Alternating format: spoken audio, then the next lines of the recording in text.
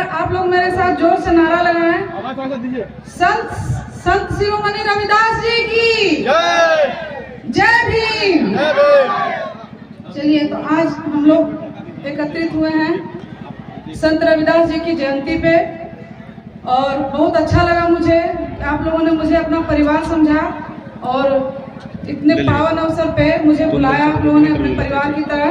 इसके लिए मैं हृदय से आप लोगों का धन्यवाद करती हूँ और हमेशा आप लोगों के आभारी बने रहूंगी। अब बात करते हैं हम लोग संत रविदास जी के बारे में थोड़ा। संत रविदास जी का जन्म 15वीं शताब्दी में हुआ था। आज से बहुत पुरानी बात है, बहुत पुरानी बात है।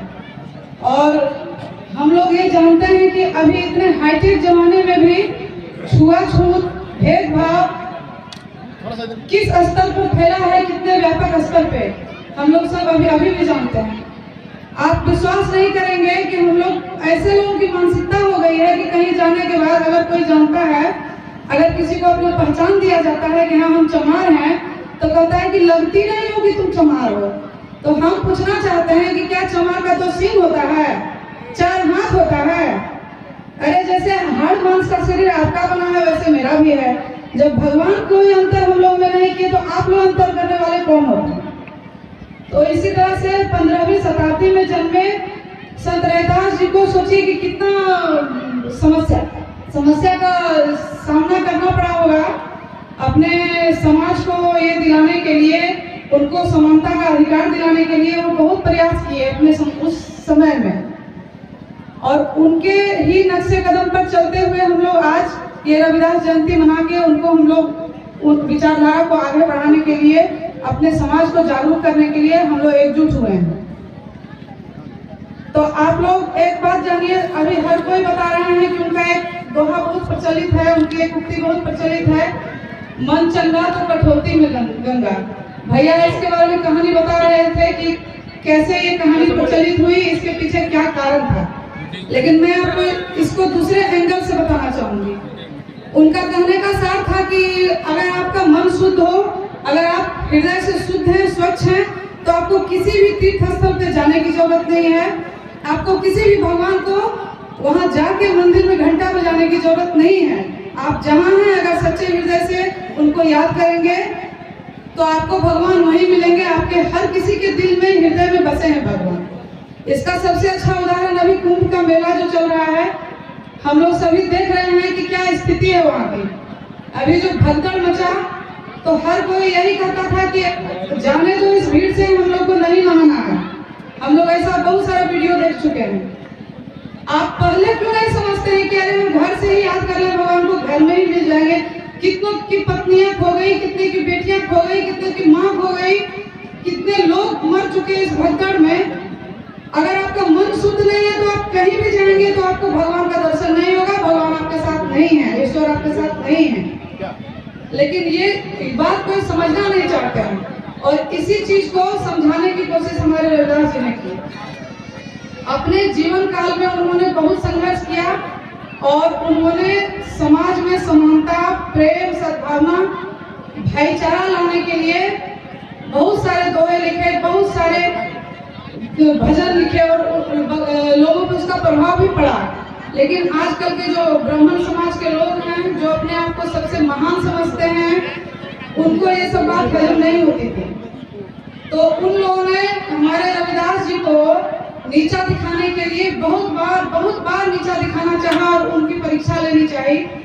लेकिन जब भी उनपे तो गंगा मैया का आशीर्वाद था, वो तो गंगा मैया के पुत्र थे, तो उनको कभी किसी ब्राह्मण ने कभी उनको नीचा दिखा नहीं पाया। और वो इतने ज्ञानी थे, और सबसे बड़ी बात है कि वो स्वच्छ हृदय रखने वाले और दिल से मानवता का, धर्म का पालन करने वाले थे। तो जो भी उनका परीक्षा लेने आए या उनको नीचा दिखाना चाहे, वो खुद आकर उनके अनुयायी बन गए। हम लोगों को गर्व है इस बात का कि हमारे वंश, हम रविदास समाज के वंशज हैं, संत रविदास के संतान हैं। इस पे हम लोग को गर्व करना चाहिए। इसलिए उनका एक और कहावत बहुत प्रचलित है, दोहा, मैं आप लोगों को बताना चाहूंगी। उन्होंने कहा था कि ब्राह्मण मत पूजिए जो होवे गुणहीन, पूजिए चरण चंडाल के जो होवे गुण प्रवीण। उनका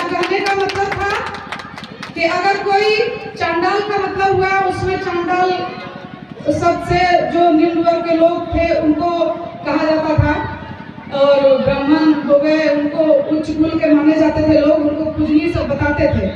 उनका कहना था अगर ब्राह्मण के पास गुण नहीं है कुछ तो उनके पैर आप लोग मत छुइए, उनको उनका गुणगान आप लोग मत कीजिए। अगर कोई चांडाल या हमारे समाज के कोई भी लोग हैं जिनको गुण है, और चाहे किसी भी वर्ग के लोग हैं, किसी भी समाज के लोग हैं, तो आप उनका गुणगान कीजिए, उनका चरण छुइए। ईश्वर सभी के दिल में बसते हैं, यहाँ कोई एक दूसरे से कम नहीं है।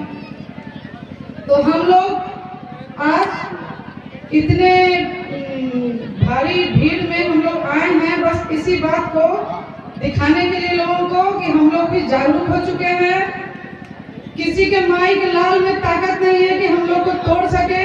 और मैं अपनी तरफ से आप लोगों को कहना चाहूंगी कि हम सभी जानते हैं कि अगर लकड़ी का गट्ठर बना हो तो कितना भी बड़ा पहलवान हो उसको तोड़ नहीं सकता है, लेकिन यदि अगर वो लकड़ी को अलग अलग कर दिया जाए तो एक कमजोर से कमजोर आदमी भी उसको तोड़ सकता है। इस कहावत से हम लोग को सीख लेना चाहिए कि यदि हम लोग एकजुट होकर रहें, यदि हम लोग एक तत्परता से एक दूसरे का मदद करें, एक दूसरे के साथ रहें, तो किसी में क्षमता नहीं है कि हम लोग को तोड़ सकेंगे।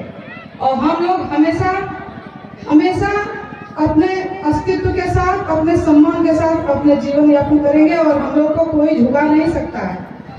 लेकिन यदि अगर हम लोग इस बात पर अमल नहीं करेंगे तो वो दिन दूर नहीं होगा साथियों, वो दिन दूर नहीं होगा माताएं बहनों, कि लोग फिर से हम लोग को उसी जगह पे ले जाना चाहते हैं जहाँ हम लोग को आज से पहले हटिया छोड़ के उठ जाना पड़ता था। अभी भी लोगों को हम लोग का सूट बूट पहन के बैठना, हम लोग किसी अच्छे पद पे चले जाएं तो किसी को बर्दाश्त नहीं होता है। हम लोगों को गिराने के लिए जितना से जितना युक्ति वो लोग लगा सकते हैं लगाने की कोशिश करते हैं, ये हम लोग को समझना होगा। आज दिन है हम लोगों का संकल्प लेने का कि हम लोग सिर्फ यूं ही रविदास जयंती मनाने नहीं आए हैं, बल्कि ये संकल्प लेने आए हैं कि रविदास जी के विचारों को, उनके मार्ग पे चल के हम लोगों को समाज में सद्भावना और समानता का भाव पैदा करना है, लोगों को जागरूक करना है। यह तभी संभव होगा जबकि उनके विचारों को हम लोग सिर्फ सुनेंगे नहीं, अपने जीवन में उतारेंगे। और जितने भी माताएं बहने हैं, हर किसी को जा जाके अपने भाइयों को जागरूक करना होगा ताकि हर कोई हमारे अपने मूल्य को समझ सके, अपनी शक्ति को पहचान सकें। तभी हमारे बाबा साहेब भीमराव का और संत शिरोमणि रविदास जी का सपना साकार होगा। और इसी बात के साथ हम अपनी वाणी को खत्म करना चाहेंगे। बस आप लोग से एक ही प्रार्थना करेंगे कि अपने समाज को कभी टूटने मत दीजिए और हम लोग हमेशा एकजुट होकर रहिए।